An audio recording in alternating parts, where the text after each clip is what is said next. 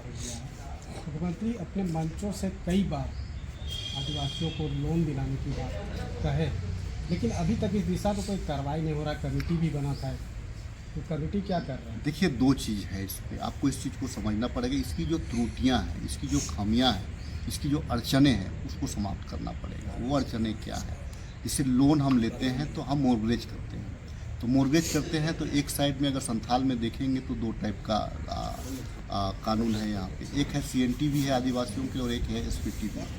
CNT में थोड़ा वो अमूलचूल परिवर्तन संभव लगता है, SPT में आपको एकदम नहीं लगता है।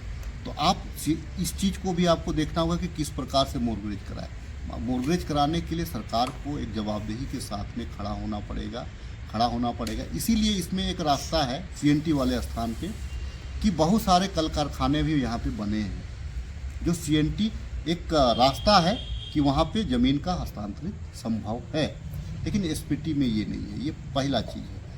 दूसरा चीज़ है कि हम लोन देने के लिए तैयार हो। बैंक के साथ भी हमको उसको सिक्योर करना पड़ेगा कि भाई सरकार इन लोगों का गारंटर बन रही है। किस तरह से देखते हैं? क्योंकि बंधु तिर्की जो नेतृत्व कर रहे हैं, उनका साफ तौर पे कहना है कि डिलिस्टिंग के विरोध में हम रैली नहीं कर रहे, बल्कि आदिवासी को एकजुट कर रहे हैं। लेकिन कई तरह के जो अलग अलग खेमा में जो आदिवासी समाज बात है, उसको जोड़ने की ज़रूरत है।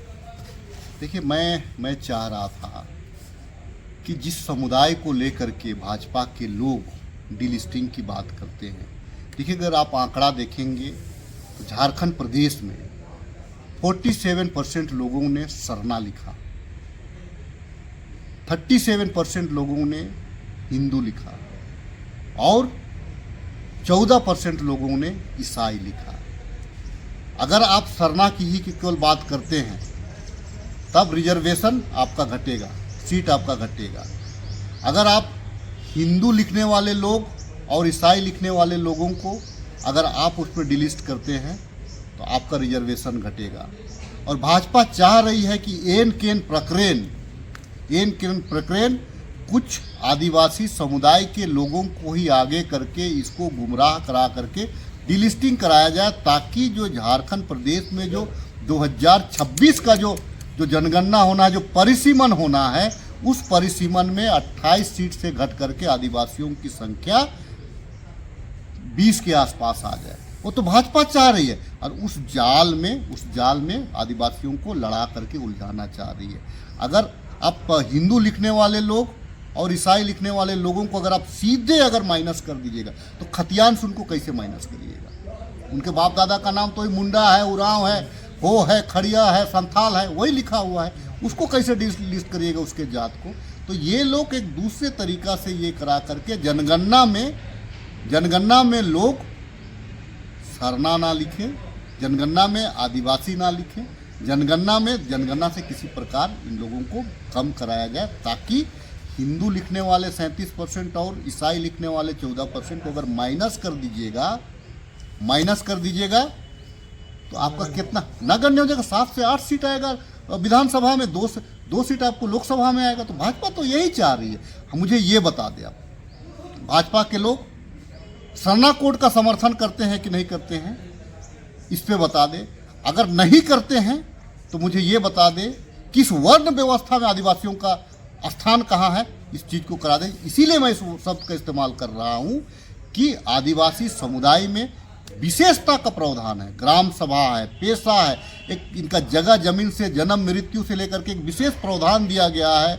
इनका विधि विधान तमाम चीज़ अलग कर दिया गया है। ये आज का नहीं है, ये पूर्वज से चलते आ रहा है। इसको कहाँ पे भाजपा के लोग स्थान देंगे? इस चीज़ को भाजपा के लोगों को क्लियर करना चाहिए। इस दरमियान अचानक CRPF का जो बड़ी टीम है वो वहाँ पहुँची, और इस मामले को लेकर CRPF पे जो है कि मुकदमा भी हुआ है, इसको किस तरह से देखते हैं? देखिए, जब ED माननीय मुख्यमंत्री जी के आवासीय कार्यालय पे जब गई तो वहाँ 144 लगा हुआ था, जिला प्रशासन भी था। देखिए, भारतीय जनता पार्टी चाहती थी कि CRPF और गठबंधन के कार्यकर्ताओं के बीच में झड़प हुए, ताकि ये लोग राष्ट्रपति शासन का रोना रो सके। लेकिन आपने देखा पूरे 7 घंटा का प्रकरण, 2 दिन का ड्रामा के बीच कितनी शालीनता के साथ ईडी वालों ने माननीय मुख्यमंत्री जी से सवाल किए। उनको कोई हुआ ये भारतीय जनता पार्टी के द्वारा इस प्रकार से बनाया गया कि नहीं पथराव होगा, नहीं यहाँ पे प्रोटेस्ट होगा। हम लोगों ने किया क्या? हमने सम्मान दिया, क्योंकि हम जानते हैं संविधान पे विश्वास करने वाले लोग हैं, संवैधानिक संस्थाओं पे विश्वास करने वाले। लेकिन जिस प्रकार से 800 सीआरपीएफ को भेजा गया और सबके शर्ट पे कैमरा लगा हुआ था, और ये लोग उस चीज़ को वो लोग को कहानी बनाना चाह रहे थे, लेकिन हमने कहानी बनाने नहीं दिया। हमारे कार्यकर्ता, क्योंकि विश्वास था हम लोगों को कि हम जो ईडी के मन में जो सवाल है हम उसको जवाब देंगे। हमारे मुख्यमंत्री ने दिया जवाब बहुत शालीनता के साथ में।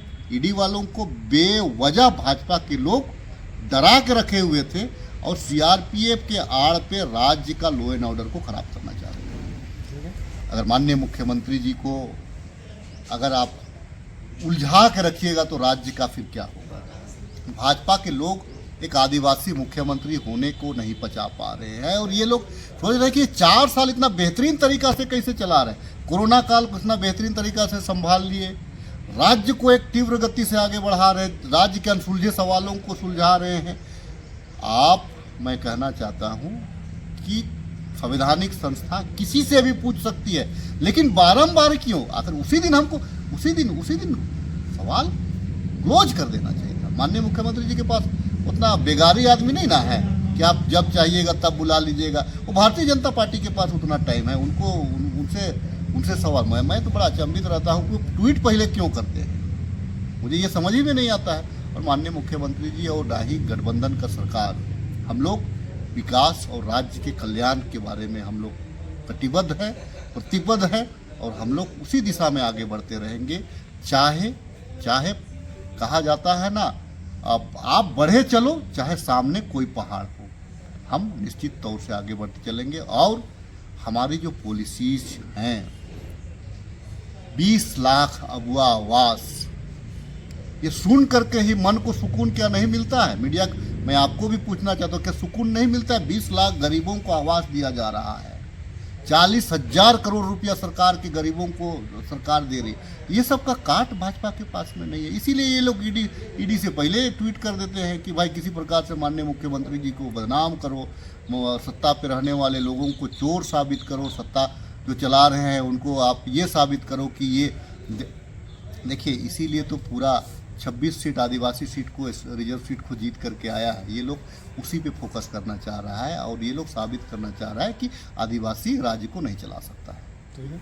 तो इस दिशा पे ये बहुत सुनने में बहुत छोटा लगता है, लेकिन इसका टेक्निकल बहुत कुछ रहता है। हम लोगों ने टीएससी की बैठक में भी इस बात को रखा है, तमाम टीएससी के मेंबरों ने इस बात को रखा है कि हर परिस्थिति में, क्योंकि यहाँ के लोगों के पास में ज़मीन जायदाद बहुत है, बहुत सारे लोग जो बाहर के लोग आ रहे हैं या वे 5 कट्ठा ज़मीन लेते हैं, उसमें से लोन ले लेते हैं, घर दुरा व्यापार अपना कर लेते हैं। लेकिन वहीं पे आदिवासी समुदाय 20 एकड़ ज़मीन है, लेकिन वो कुछ नहीं कर पा रहा है। इस दिशा में भी अगर सरकार को निश्चित तौर से, और हम लोग प्रतिबद्ध हैं कि इस जो अड़चने हैं उसको दूर करें, ताकि लोग ज़मीन को ना बेच करके उसमें व्यवसाय करें। हम इस दिशा में बढ़ रहे हैं, और हमारी सरकार निश्चित तौर से 4 साल में बहुत सारे आदिवासियों के लिए काम किया। हम 50 लोगों को विदेश में हम भेजे हुए पढ़ने के लिए। अभी तक कौन किया है? हम अपने खर्च पे हम भेजे हैं, विदेशों में हम पढ़ा रहे हैं, वही पैसा को हम रिफंड नहीं करवा रहे, पैसा हमारी सरकार के द्वारा लग रही है। हमने अभी यहाँ के ST SC OBC के लिए 20 लाख अगुआ आवास हम ला रहे हैं। वो हमारी ये है। सर्जन पेंशन लाए अभी सबसे बड़ी, क्योंकि सर्जन पेंशन हम लाए हैं 60 साल तक लाए थे, लेकिन अनुभव हमको ये हो रहा है कि आदिवासी ST और कर दिया। ये हमारा स्कीम है ताकि आर्थिक दृष्टिकोण से थोड़ा सबल हो जाए, सामाजिक दृष्टिकोण से थोड़ा सबल हो जाए। हम अभी मुख्यमंत्री क्रेडिट कार्ड के माध्यम से भी छात्रों को मदद कर रहे हैं। तमाम पॉलिसीज ला करके हम मदद करने का प्रयास कर रहे हैं। और आपका जो सवाल है वो सवाल निश्चित तौर से गंभीर सवाल है प्रदेश के लिए, कि आदिवासियों के लिए 2 कानून है, SPT और CNT। उस बीच में अपने लोगों को सरकार के द्वारा कैसे उनको सहारा दे करके उनको गारंटर के रूप में बैंक से व्यापार की ओर आगे बढ़ाया जा सके, इस दिशा में सरकार TSC से लेकर के कैबिनेट तमाम लोग मंथन पे लगे हुए हैं।